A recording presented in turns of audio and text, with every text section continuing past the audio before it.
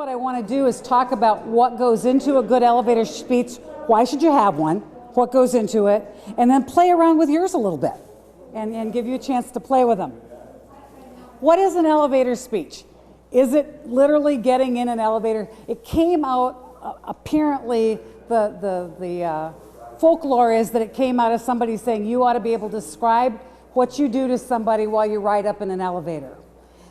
That's always kind of made me giggle because I can't think of an elevator I've gotten into with a stranger that I'd say, hi, I'm Brenda, can I tell you about what I do? I mean, people look at the floor, they look at the ceiling, you know, they don't talk in elevators. But the idea being that we don't have a lot of time in a world of 15,000 messages a second with smartphones like they just showed us to get somebody's attention. And we need to make sure that when we are getting their attention, we're giving them some information they might be interested in. If I walked up to you and said, hi, I'm a management consultant, what's your first thought? See ya. Yeah, see you later. Why would I want to do that? Because people don't buy consultants. They buy problem solutions. So I want to be able to tell you very quickly why you would be interested in using me to help you solve your problems. That's what you're interested in. So a good elevator speech has 3 key components. It tells somebody what I do. What's my unique offering that's different from what somebody else does? It tells somebody, who do I do it for?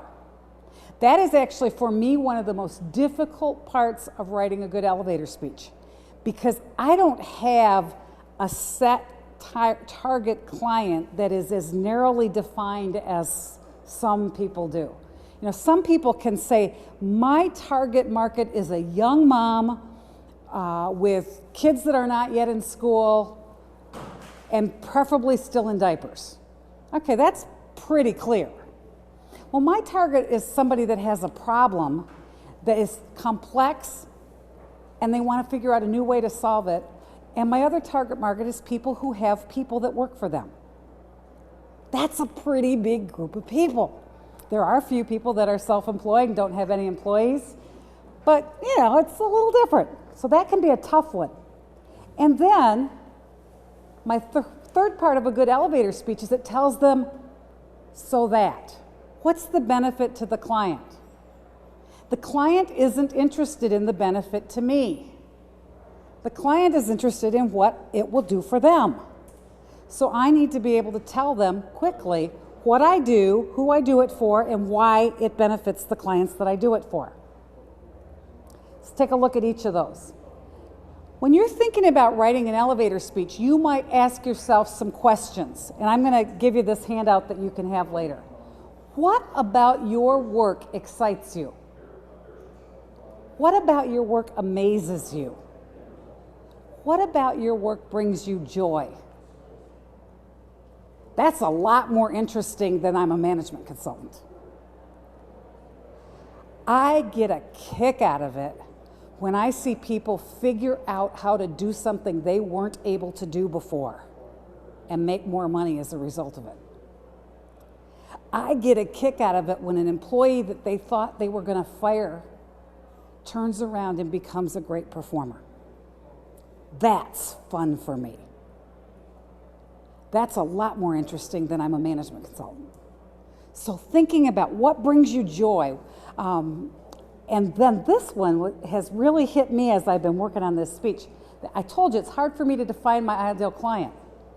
It is not so hard for me, however, to answer these 2 questions. Who do you love working with? And who brings a smile to your face when they call? When I get a call from another consultant who works with great big companies, who's got a project going on with 65 or 70 people, and they want me to come in and run the technology and help people make decisions quickly, I get a big smile on my face. When I get a call from someone who says, could you write a handbook for me? I don't get quite as big of a smile on my face. And that was a real aha for me. Actually, 2 weeks ago, I was doing that wonderful project with 65 people in St. Louis, and talking with one of the other facilitators that night, and she said, I don't think you're prospecting in the right place. She said, you're talking about prospecting little tiny companies and you're going to write handbooks for them.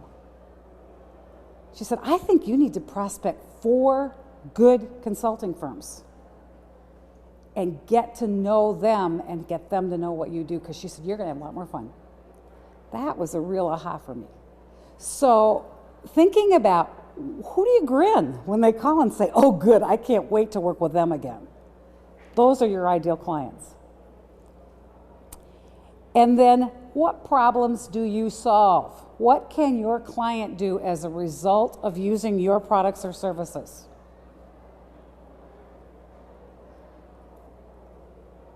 Pretty good question, right? I have clients who can now have conversations with their employees about performance without having a panic attack first, and actually see the performance in their employees change. I have a client who can now express to her employees clearly what she expects from them, and the result is she gets what she needs from them. She thought she was communicating clearly before, but now she knows better how to do it. So that's the benefit to her. It makes her job running her business easier. So that's the kind of thing you want to think about. The key to all of that, though, is not getting in an elevator with a stranger. It's building a relationship with someone so that they want to know what you do and why you do it. And that's about authenticity, and it's about not leading with your elevator speech. Now, you can lead with it if you're in a B&I group. I'm in a B&I group, and I stand up and I say, hi, I'm Brenda Vandermeulen, and I'm from River Hills Consulting. Making tough decisions just got easier. I've told them I'm going to help them make decisions, which is a problem they've got. They can do it with me, and I can make it easier. So you can do that. But you got to think about then, what's my goal out of that? All I want to do out of that is get them to tell me more. That, by the way, is the goal of a good elevator speech. The goal of a good elevator speech is to get the other person to say, tell me more. I'd like to know about that. What does that mean? So what I would like to do in the next few minutes is back up. Isn't this cool software? This is free. This is called Prezi.com, and it's getting rid of PowerPoint and all on one page. Isn't that just the coolest thing? I love it. Because it's not boring. What I like, Pardon? it's not boring. Yes, it's not boring. It moves and it lets you connect and it lets you do fun things, and it's free. I like free. Was it easy to set up? Oh yeah, it's just an online service, and it's very intuitive. And you know, I'm still learning how to get better with it. But they claim that you can take your PowerPoint presentations and actually convert them. I have not tried that yet, because my PowerPoints are a little more boring. Let's take a look at these steps again with you. What do? I help people become more healthy. You help people become healthy so that... Live longer and have higher function. Wow. Now, what's your occupation? Sales manager at a health club. So if you said, hi, I'm a health manager or a sales manager at a health club. Okay, that's nice. Nice to meet you. I help people become healthy so that they can live longer and happier lives. Wow, tell me more. What do you do? We do home energy assessments and improvements Why? to help houses live better. So you help houses live better? Yeah. Or you help people live better in their houses? Well, we help houses live better, which helps people live better and more comfortably. Okay. I actually kind of like I help houses live better because it makes me curious. It makes me curious. What do you do? I own a rental company. We do wedding and event rentals. Okay. You could say I start I help people start their marriage on the right foot with an event to remember. Lot different than I rent tables and chairs and facilities. What do you do? I help people to achieve financial security so they feel happy and then they were secure right now and in the future. So you help people find their financial security. I know someone who does something similar, and he says, I help you invest in your future. I help your money work for you.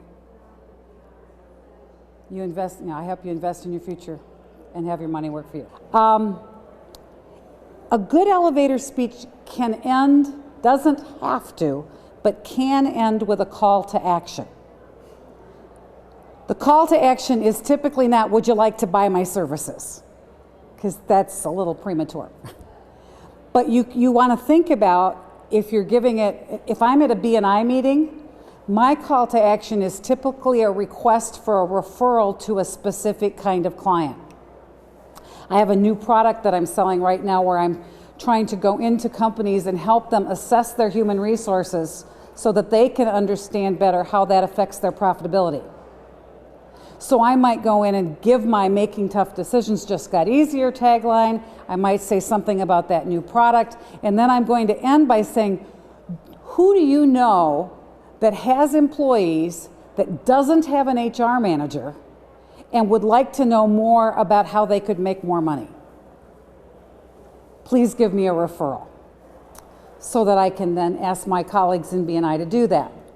You might be asking, who do you know that would like to be healthier, that's been complaining about not being as healthy as they'd like to be, but doesn't know how to get started? Pass me a referral and I'll give them a call. So end with a good call to action. It might be, could I set up a time to come and meet with you and talk with you more about that? Would you be interested in having a follow-up conversation? You get that appointment, now you don't have to worry about, do I have to just give an elevator speech? Now you have a time to explore with them in an authentic relationship, what business problems are they facing? One thing to remember is you cannot have one elevator speech for everyone. I have very different services that I offer. You can kind of tell that from what I've said. I can't use one elevator speech for all of that, because then it'll be a World Trade Center elevator speech. You know, not the Warm Friend Hotel. And you also have to make sure you're keeping your language current. I think the master of that I know in this area is Sean Miller. Sean knows how to present what he's doing in contemporary language better than just about anybody I know. And I think that's so important because your client wants to hear it in their language and dealing with their problems. When I was researching for this speech, I read a thing where a guy said, yeah, I really got my elevator speech down pat, and I always made sure I talked about being the low-cost provider.